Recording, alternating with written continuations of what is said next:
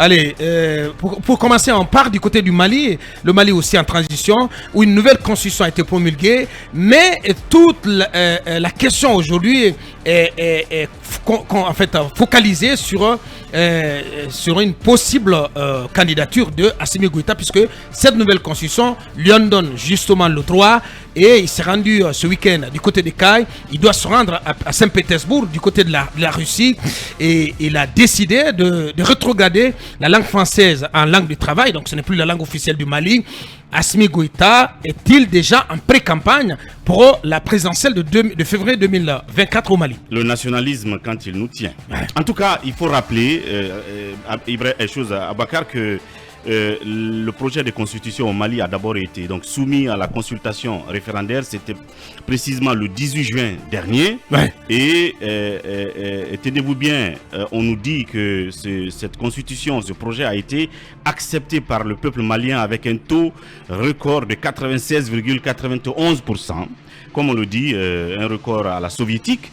Et donc, il y a eu des contestations au passage. Certains ont contesté déjà le référendum, comme quoi il n'a pas été, si vous voulez, transparent. Il n'a ni été transparent, ni été organisé sur l'ensemble du territoire. Donc, le taux de participation, c'était là les mots d'ordre de contestation. Et certains ont même fait des recours auprès de la Cour constitutionnelle malienne, qui, elle, malheureusement, donc, a rejeté toutes ces si vous voulez, contestation, tous ces recours, et a, si vous voulez, proclamer les résultats finaux le 21 juillet 2023, donc c'était le vendredi passé, et tout de suite le lendemain, donc samedi 22, Assimi Goïta va donc faire un discours, une adresse à la nation, et promulgue finalement cette constitution qui fait entrer le Mali dans la 4e République.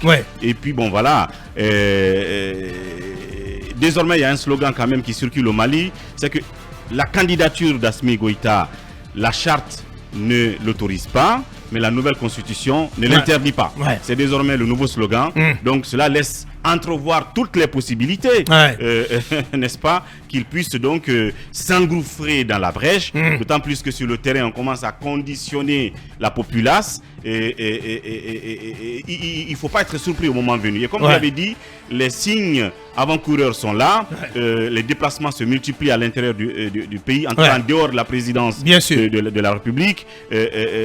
On y voit derrière donc toutes ces velléités justement que les jours à venir qui puissent peut-être annoncer sa candidature. Assimi Goïta, donc, qui a harangué les foules le dimanche au stade Abdoulaye Makoro Sissoko de Kayes.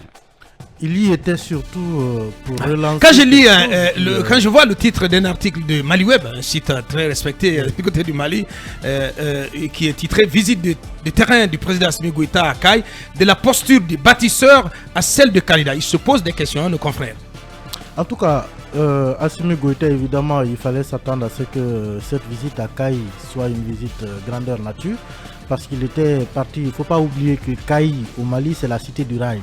Et Kayes a une histoire avec le train, un train qui s'est arrêté, si ma mémoire est bonne, depuis 25 ans, et qu'il a remis sur les rails. Donc il était venu inaugurer ce jour, donc le train qui reprend du service, le service Kayes-Bamako qui fait, je pense, 500 km un peu plus entre les deux villes.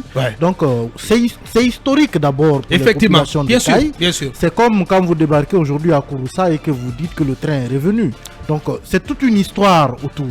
On peut bien comprendre que la visite ait été revêtue d'un cachet particulier.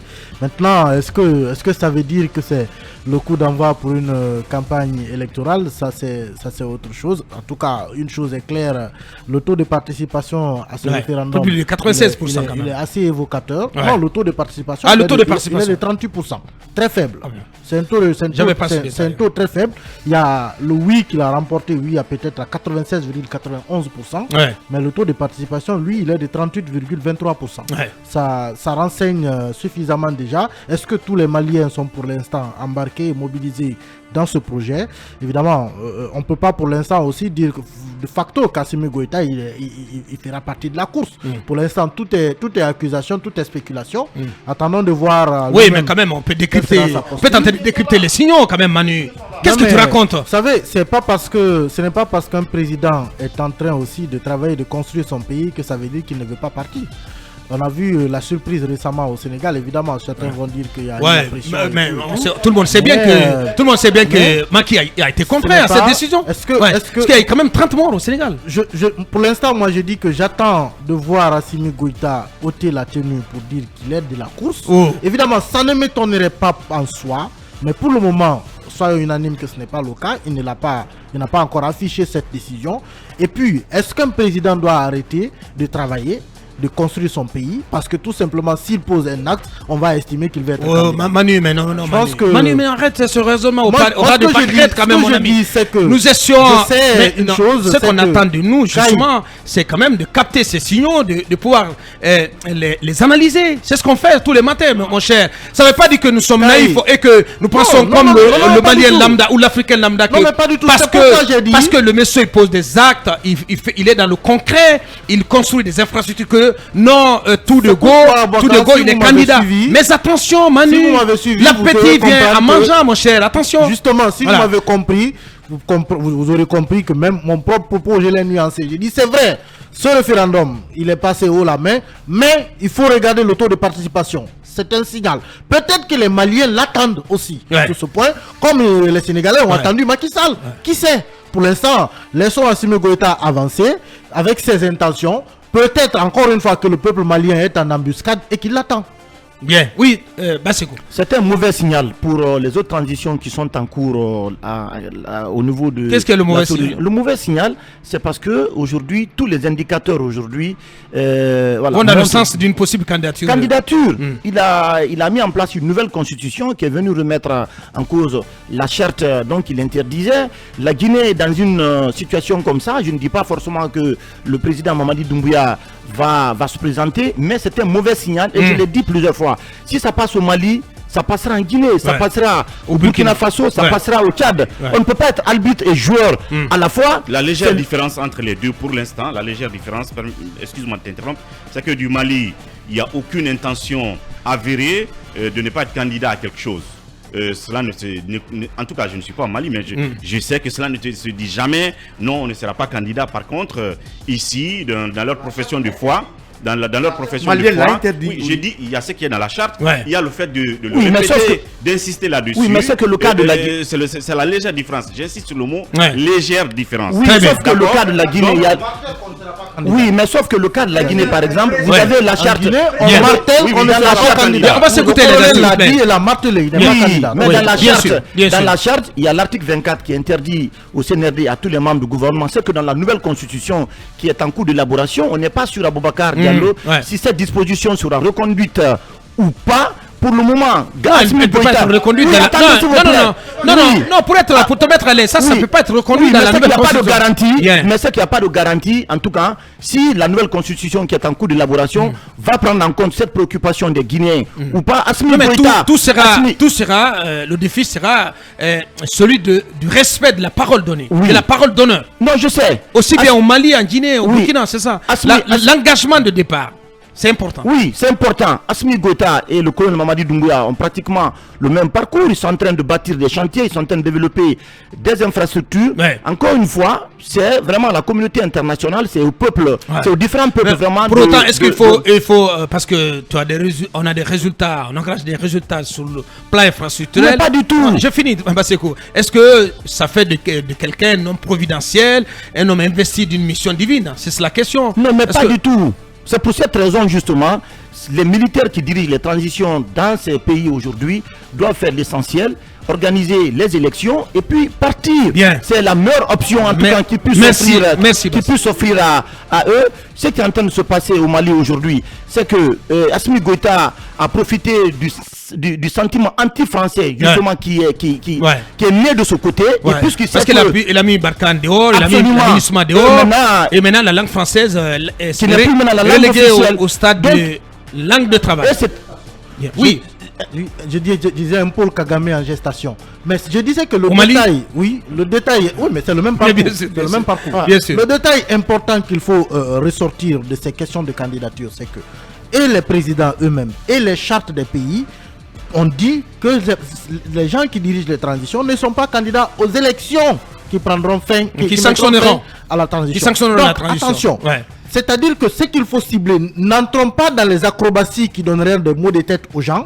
Ce qu'il faut cibler, ce sont les élections qui vont se tenir à la fin des transitions. Bien. Même si entre aujourd'hui et les élections, il y a une calamité, il y a une catastrophe, il y a je ne sais quoi qui se produit, il faut rester focus sur ces élections. Qu'il y ait charte ou transition pour aller à ces élections, ce sont les élections qui sont ciblées. Donc ce sont ces élections-là qui sont concernées par l'engagement de ces chefs d'État et par les chartes. Pour l'instant, il ne faut pas dire plus que la charte a changé, donc ils seront candidats. Non, ils ont dit qu'ils ne sont pas candidats aux élections. Ce sont les élections qu'on regarde. Très bien dit. Oui, Talibé, sur donc, ce qui se passe au Mali après l'adoption de cette nouvelle constitution, votée à plus de 96%. Je fais recours au communiqué final du sommet de la Troïka présidentielle plus 1. Et la rubrique... Qui parle maintenant au nom de la CEDEAO. La rubrique s'agissant de la situation politique dans l'espace CEDEAO, parmi les décisions, en tout cas les principes rappelés dans ce communiqué final, on dit que les chefs d'État ont souligné leur volonté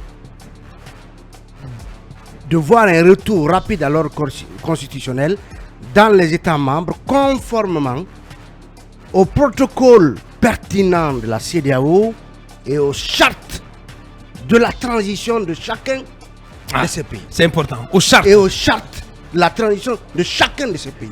Retour à l'ordre constitutionnel conformément au protocole de la CEDEAO et aux chartes.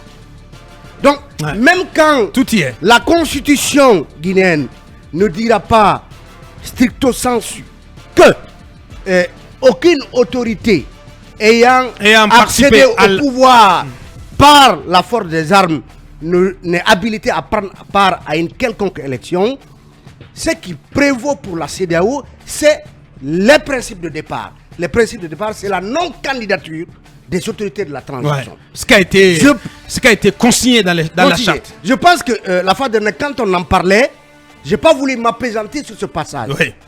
Et ce passage qui rappelle que tout doit se faire conformément au protocole de la CEDEAO et au charte de la transition, ça intervient après justement l'intervention du président de la Commission de l'Union africaine qui a dit qu'il n'est pas question que les dirigeants militaires soient candidats aux différentes élections. Donc je pense que c'est un principe que nous devons, derrière lequel nous devons tous nous aligner. Assimi Goïta peut transformer le Mali en un petit New York ou un grand New York en 2 ans, 3 ans. L'histoire le lui reconnaîtra. Mamadi peut en faire autant. Traoré au Burkina peut en faire autant. Le Tchadien peut en faire autant. Mais par principe, il n'est pas question qu'il soit candidat. Là où des présidents élus n'ont pas réussi à forcer le passage, je parle par exemple de Macky Sall, les peuples de ces pays doivent être soudés et préserver ce principe, rester sur leur garde, parce qu'il n'est pas question. Donc la CEDEAO le dit déjà, et nous devons tous, en tout cas, converger dans le sens, parce qu'en démocratie, ce n'est pas de bon ton, ce n'est pas, en tout cas, hygiénique que l'auteur d'un coup d'État soit candidat à une élection présidentielle. Bien dit, Talibi. Oui, Lincoln. Abakar, on ne peut pas être à la fois juge et parti. Moi, quand on parle du cas malien, je rigole. Parce que j'ai comme impression que parfois, j'ai devant moi des gens qui sont un peu naïfs. Abakar, mais on parle d'Assimi Goïta. Il a chassé la France. Il prend des discours. Il a chassé la communauté internationale à travers la MINUSMA. Mais bien sûr. Mais pour quel résultat? Il n'a pas la moitié de son territoire aujourd'hui. C'est un dirigeant. Il ne dirige pas tout le Mali. Il dirige une petite portion du Mali. Référez-vous au taux de participation. 38%, mais c'est rien. C'est comme si on dit qu'en Guinée, nous sommes 1 million de personnes, mais que ce soit nous 7 qui votons et on vote 100%. C'est quoi? Mais ce n'est pas légitime. le Mali a des problèmes. Et Assimi Goïta, ce taux de participation, quand même, il en dit long sur. Oui, mais 38%, ce n'est rien. Donc, ce résultat, c'est un faux résultat. Ouh là là. Oui, mais bien sûr. Non, mais attendez. Mais non, quand pas un faux résultat. Non, mais non. Justement, mais pas un faux résultat. Je vous dis, c'est insignifiant. Je vous dis, un faux résultat. Je suis d'accord avec toi. Par rapport au taux de participation. Que tu utilises. Abakar, oui. Par rapport au taux de participation. Même pas le débat. Même si c'était 100% de participation, on parle ici d'une éventuelle candidature de Assimi Goïta. C'est un fruit interdit, il ne doit pas y toucher. C'est aussi clair que ça. Même s'il y avait 100% de participation et que la constitution, la nouvelle constitution avait emporté 100% justement d'adhésion des Maliens, la question ici, c'est la question de la candidature d'Assimi Goïta. On ne doit pas l'accepter parce que, comme Basekou l'a dit, sinon, que dirait-on à Mamadi? Que dirait-on à Traoré et à d'autres pendant que le combat vise je suis pas d'accord. Oui. Ça ouvre la voie. Ça ouvre la voie de attention. C'est tant pis pour le peuple malien s'ils acceptent. Non. Je suis pas d'accord avec toi. En fait, je vais te dire. Laisse-moi placer ça. Talibé. S'il vous plaît, je vais vous dire qu'il accepte son sort. Non, c'est pas une question de peuple. C'est pas une question de peuple. En fait, ce qui est en jeu, c'est vraiment l'avenir même de la démocratie dans la sous-région. Si tu peux m'écouter un instant, s'il te plaît. Mamadou, un instant. On est question d'avoir en tout cas une vision plus globale de cette question. C'est question des transitions militaires. Plus holistique. Alors, je disais que ce qui est en jeu, c'est la question même de l'avenir des démocraties. Alors, si quelqu'un, un homme en treillis, qui qu'il soit, peut se lever demain ou après-demain pour prendre le pouvoir et le conserver. Ça veut dire que il faut, c'en est fini pour la démocratie en Afrique de l'Ouest. Mais ça sera enterré. C'est ça aussi la réalité. Donc, et permettre la candidature des 3 ou des 4, ça ouvre la porte à cela.